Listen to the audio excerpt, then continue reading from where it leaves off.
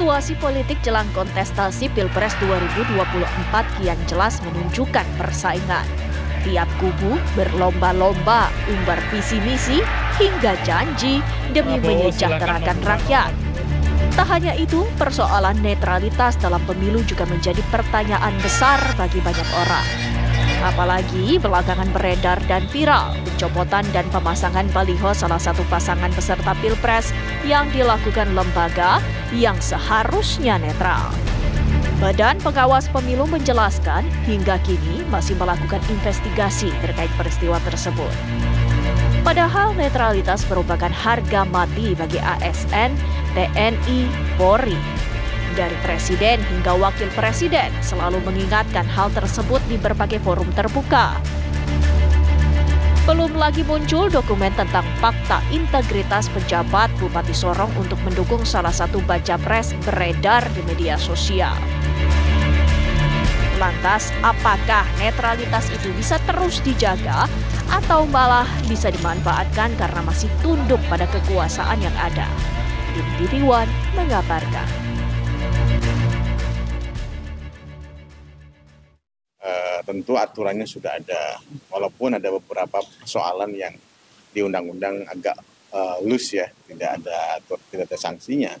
Tapi dalam penggunaan fasilitas negara, kemudian pengawasan terhadap ASN, TNI dan Polri, Bawaslu punya kewenangan untuk itu. Sekarang misalnya ada dugaan, tentu kami akan selidiki dulu.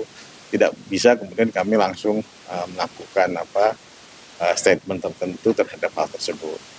Tadi saya cek ke Jatim belum ada laporan, namun kami sudah perintahkan kepada Jatim untuk menelusuri informasi yang ada. Kan ini sudah beredar di media, jadi harus diklarifikasi. Walaupun belum ada laporan, akan jadi temuan bagi Bawaslu untuk menyelidikinya.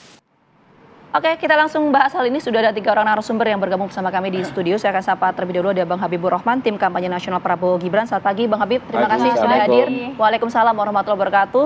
Juga sudah hadir sebelah Bang Habib ada Mbak Khairunisa Yusuf, tim pemenangan nasional Ganjar Mahfud, politisi P3. Selamat pagi Mbak Nisa. Terima kasih juga sudah hadir. Dan Waalaikumsalam. Dan terakhir ini ada Mbak Titi Anggraini, Dewan Pembina Perudem. Selamat pagi Mbak Titi, terima kasih sudah hadir ya.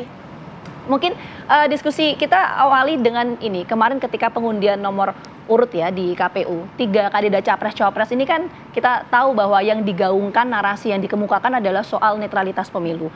Meminta supaya pemilu ini berjalan adil dan jujur. Kenapa narasi ini muncul dari 3 kandidat itu? Mungkin saya ke Bang Habib dulu. Ya sebetulnya itu hal yang standar ya. Kecurangan, waspada terhadap kecurangan, ya waspada terhadap pelanggaran. Tapi memang yang perlu kita sampaikan ya secara detail bahwa ketika kita berbicara kecurangan kita harus posisikan ya perbedaan antara kecurangan dengan pelanggaran undang-undang ya. Misalnya gini, ketika kemarin berpantun-pantun itu ya kan dari 3 pasangan calon, kita mencermati ada yang kasih masukan ke saya. Pak Muhaimin itu melakukan pelanggaran. Kenapa? Dia bilang pantunnya coblos nomor 1. Kemudian Pak Ganjar bukan Pak Mahfud, Pak Mahfud ya kan menyampaikan kalau ini menang maka Palestina lebih dibela, kurang lebih begitu. Jadi pelanggaran di situ Anda melihatnya. Itu kan satu angka 35, kampanye adalah ya kan unsur-unsurnya ada entitas paslon, kemudian visi misi program, ajakan atau citra diri. Ada yang bilang ini memenuhi unsur pelanggaran. Tapi apakah ini kecurangan? Belum tentu, ya kan? Kenapa? Menurut Bang Habib ini 2 hal yang berbeda ya? 2 hal yang berbeda. Kalau kita ngomong kecurangan berarti tendensius gitu loh. Begitu juga misalnya pencopotan baliho ya. Yang namanya pencopotan baliho itu fenomena yang sangat amat biasa dalam kontestasi. Saya sendiri di Jakarta Timur banyak sekali baliho saya yang ada gambar Pak Prabowo-nya ya. Kalau standarnya di kami itu gambar Pak Prabowo itu harus lebih besar daripada gambar saya. Itu baliho saya di Jakarta Timur.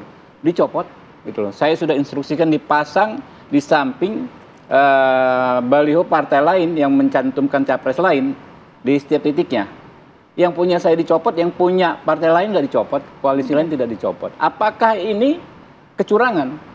Belum tentu juga gitu loh. Karena kalau kita ngomong kecurangan pasti tendensius gitu loh. Nah ini mungkin saja pelanggaran yang biasa gitu. Dan untuk itu apa? Caranya bagaimana kita menyelesaikannya dengan mengesampingkan asumsi dan tuduhan. Karena kita negara hukum ya kita serahkan pada proses hukum. Itu yang kami lakukan. Sekarang kami sudah menginventarisir setidaknya ada 25 bakal laporan yang akan kami sampaikan ya, yang merugikan Pak Prabowo Gibran dan bahkan merugikan kami juga secara partai. Nah ini sudah kami inventarisir karena nggak ada lain yang bisa kita lakukan selain menempuh jalur-jalur yang sudah disediakan oleh undang-undang. Ya, kalau Anda bilang ini bukannya kecurangan, tapi pelanggaran yang terjadi. Ya, bukan, bisa dibedakan. Bisa dibedakan, perbedaan. Ya, belum tentu kecurangan begitu ya. Kalau melihat dari pernyataan Menko Polhukam Mahfud MD bahwa beliau mendapatkan laporan beberapa wilayah seperti Jakarta, Bali, Jawa Timur, Jawa Tengah, dan Sumatera Utara. Berarti ini sudah ada indikasi ke sana dong? Ya makanya ya kan ini kan persoalan konflik of interest juga. Kita bicara konflik of interest, Saudara Mahfud MD ini bicaranya sebagai apa? Sebagai paslon, apakah sebagai Menko Polhukam? Itu pembedaannya bagaimana? Tapi kalau seorang Menko Polhukam berbicara hanya berdasarkan asumsi dan indikasi, nggak bisa dikatakan berarti. Ya, semua itu harus diserahkan ke proses hukum kok. Gitu. Saya ngomong pencopotan, saya nggak akan membuat menggunakan kalimat diksi berarti, nggak bisa. Informasi yang belum diverifikasi secara hukum belum bisa dijadikan dasar untuk mengambil kesimpulan gitu loh. Sama kayak orang ngomong kemarin saya dengan Mbak Titi semalam di salah satu TV, nggak ada asap nggak ada api. Itu analogi yang tidak boleh diterapkan dalam tradisi kita berhukum. Nggak boleh kita menuduh orang berdasarkan data-data yang tidak jelas gitu loh. Harus diperjelas. Begitu juga kami tidak mau menuduh yang di mana di Sorong. Walaupun sebelumnya saya Habibur Rahman seringkali mendapatkan informasi seperti itu. Tapi kami abaikan untuk tidak kami jadikan untuk menuduh pasangan calon lain, menuduh kami melakukan playing victim kami korban kecurangan. Kami lebih memilih akan melakukan proses hukum terhadap persoalan ini. Untuk menentukan apakah itu bisa dikonversi dalam bentuk kecurangan atau tidak itu harus dibuktikan dengan hukum. Oke, kita tangkap poinnya. Saya mau ke Mbak Nisa kalau gitu. Kenapa kemudian narasi ini, pertanyaan sama, kenapa kemudian narasi ini muncul? Terutama soal netralitas itu tadi ya, nanti saya akan tanyakan juga ke Mbak Titi.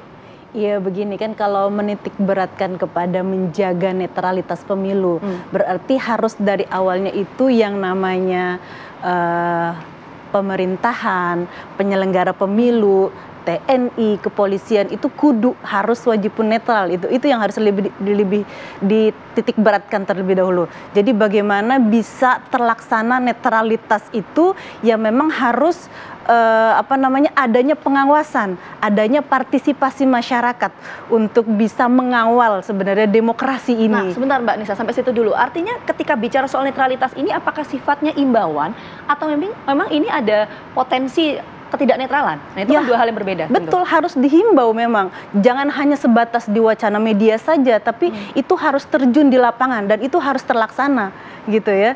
Jadi kalau cuma sebatas media saja, himbauan saja untuk media, itu juga kan tidak netral karena di masyarakat juga tidak melakukan hal itu. Mbak Nisa, tapi ini dari PDIP ini melihatnya juga nggak? Dari pihaknya Ganjar, melihatnya ada indikasi ke sana nggak? Karena tidak hanya paslon Ganjar dan juga Mahfud MD yang menyatakan mengenai netralitas itu menjadi suatu hal yang penting dalam pidatonya kemarin, tapi juga Ketua Umum PDIP berulang kali mengungkapkan mengenai hal ini. Apakah ini karena bukan hanya himbauan, tapi ternyata ada indikasi yang dibaca di sana? Ya kalau dibilang himbauan dan indikasi itu kan dilihat dari kacamata siapa yang mendengar gitu kan, bagaimana menanggapi itu. Kalau menurut Mbak Nisa? Kalau menurut saya itu pasti himbauan lah ya. Sifatnya himbauan? Iya, karena itu menjadi tolak ukurnya pengawasan demokrasi. Tapi kalau dari sisi Anda melihatnya kurang lebih sama nggak seperti Bang Habib, bahwa memang belum tentu adanya kecurangan, tapi pelanggaran-pelanggaran yang biasa terjadi begitu saat masa kampanye. Itu kan harus diteliti terlebih dahulu ya. Gitu. Oke, itu yang harus diteliti terlebih dahulu. Nanti saya akan tanya ke Mbak Titi, kenapa kemudian narasi soal netralitas ini mengemuka dan ini dikemukakan narasinya oleh 3 kandidat capres juga cawapres. Bagaimana polarisasi isunya? Itu nanti yang akan saya tanyakan. Tapi kita jeda dulu. Apa kabar Indonesia Pagi akan kembali hadir saat lagi untuk Anda. Tetap bersama kami.